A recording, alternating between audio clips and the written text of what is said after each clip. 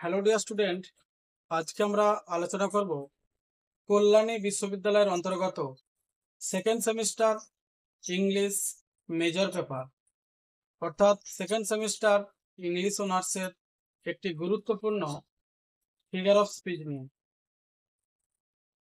যে figure of স্পিচটি আগের দিন আমরা আলোচনা করেছিলাম সেটি ছিল মেটোনিমি।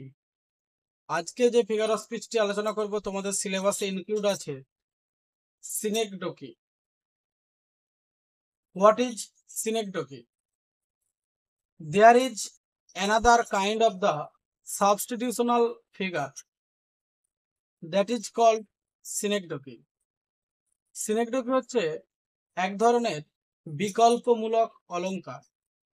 তাহলে there is kind of substitutional figure. substitutional figure কথাটার অর্থ কি? বিকল্পমূলক অলঙ্কার। এবার আমি যদি সংজ্ঞাটাকে বৃহৎ আকারে তোমাদেরকে বোঝানোর চেষ্টা করি তাহলে তোমরা আরো ক্লিয়ারলি সুন্দরভাবে বুঝতে পারবে।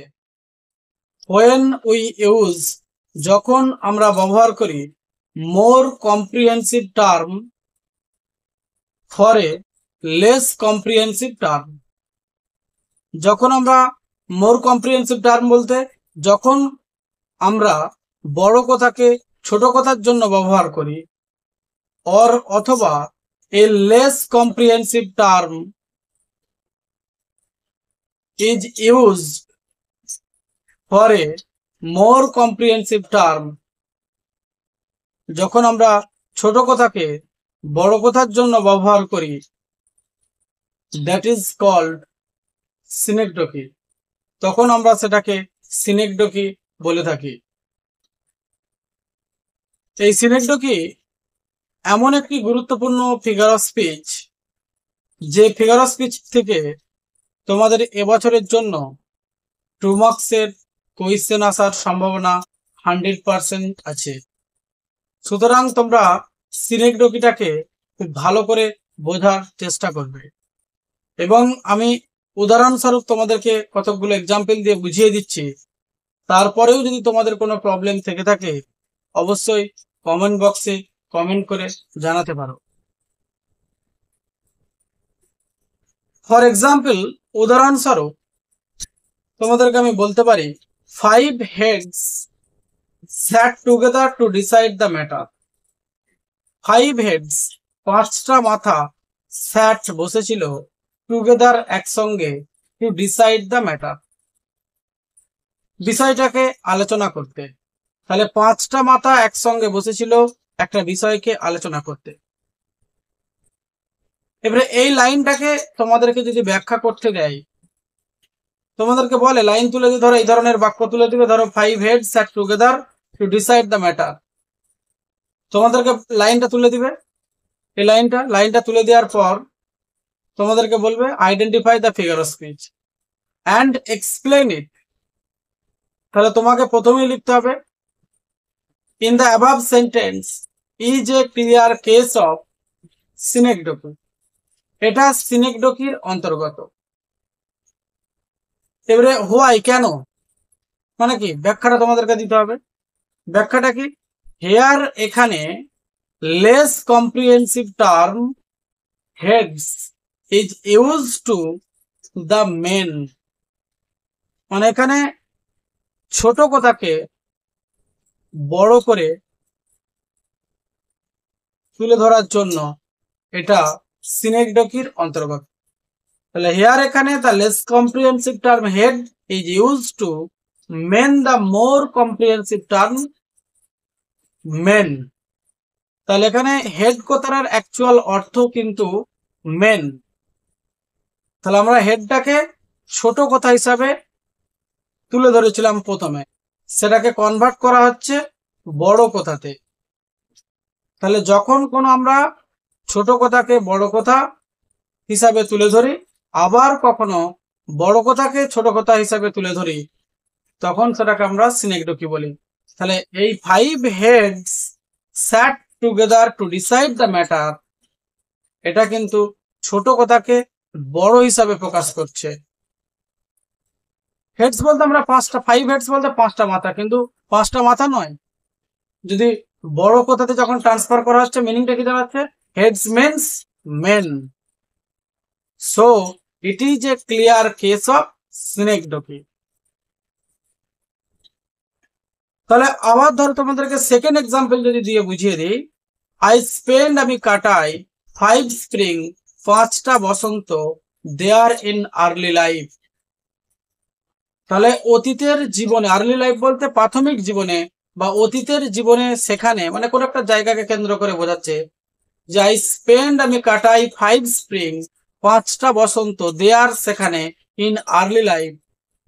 আর্লি লাইফ বলতে সাম্প্রতিক কালের জীবনে বা অতীত জীবনে বা বাল্যকালে, সেখানে 5টা বসন্ত আমি কাটাই। কিন্তু এখানে কি বলা হচ্ছে? হেয়ার, এখানে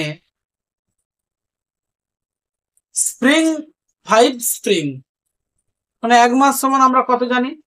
3 থেকে 4 মাস ধরি, মানে সরি, এখানে আমরা একটা সিজন বলতে কি বুঝি?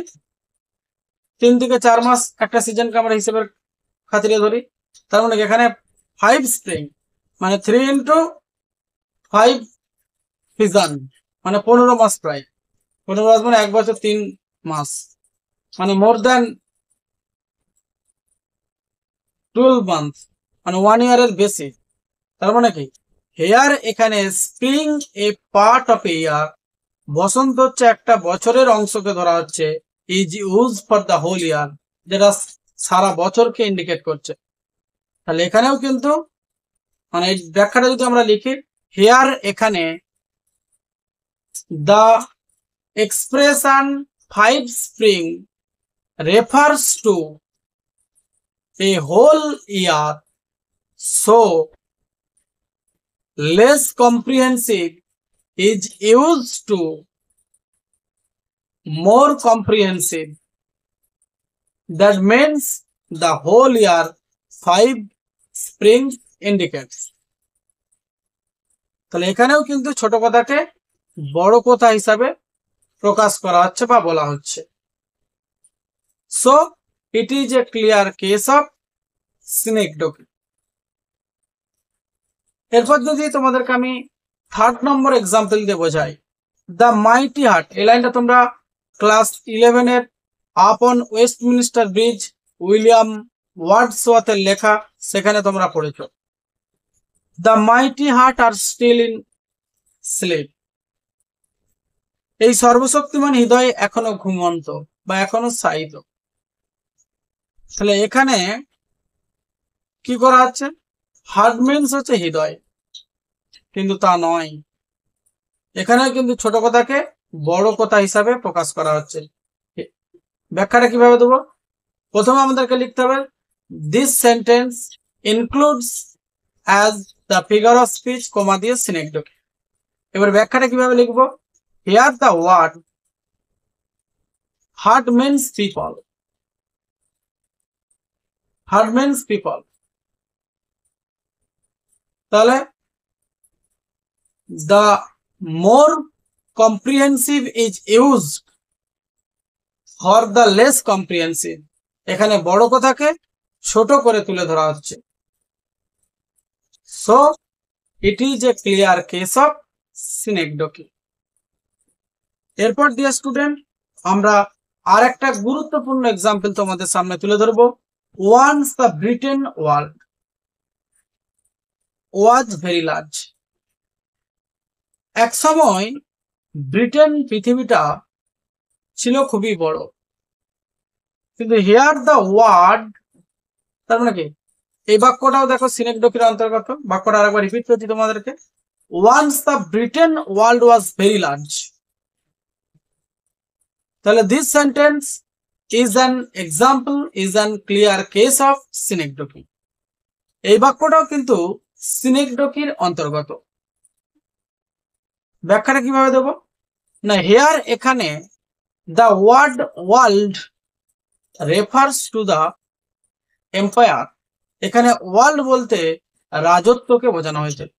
মানে একটা সময় ব্রিটেন রাজ অর্থাৎ ব্রিটিশ রাজ খুব বৃহৎ ছিল। মানে আমাদের ভারতবর্ষ, এমনকি ভারতবর্ষের বিভিন্ন দেশে কিন্তু ইংরেজরা হাওয়া বসিয়ে প্রত্যেকটা দেশকে লুণ্ঠন করে নিয়ে গেছে।